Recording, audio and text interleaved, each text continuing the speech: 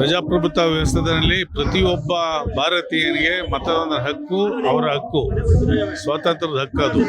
ಹಾಗಾಗಿ BJPನವರು ಈಗ ಪ್ರತಿಯೊಬ್ಬ ಕೆಲವ್ರದ್ದು ಮತದಾರ ಹಕ್ಕನ್ನು ಕಿತ್ಕೊಳ್ಳೋಕೆ ಹೊರಟಿದ್ದಾರೆ.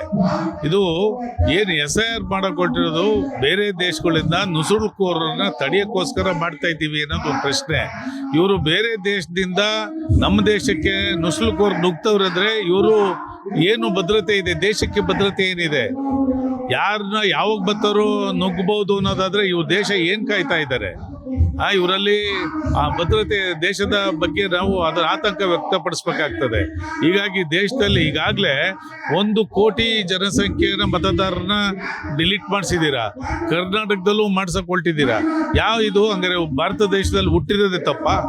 ನೀವು ದೇಶ ಭದ್ರತೆ ನುಸುಳುಕೋರನ್ನ ಮುಂಚೆ ಹಿಡಿದಾಕಿದ್ರೆ ಈ ವ್ಯವಸ್ಥೆನೇ ಬರ್ತಿರ್ಲಿಲ್ಲ.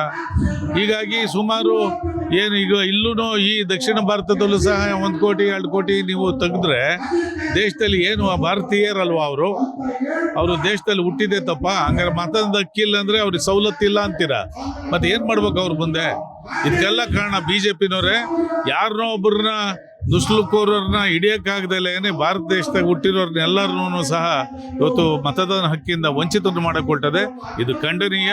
ಇದು BJPನವರು ಏನು ಅವರು ರಾಜಕೀಯ ಗಿಮ್ಮಿಕ್ಕೋಸ್ಕರ ಮಾಡ್ತಿರೋದು ಕುತಂತ್ರ ಅಂತ ಹೇಳಿ ನಾನು ಹೇಳಕ್ ಬಯಸ್ತೇನೆ.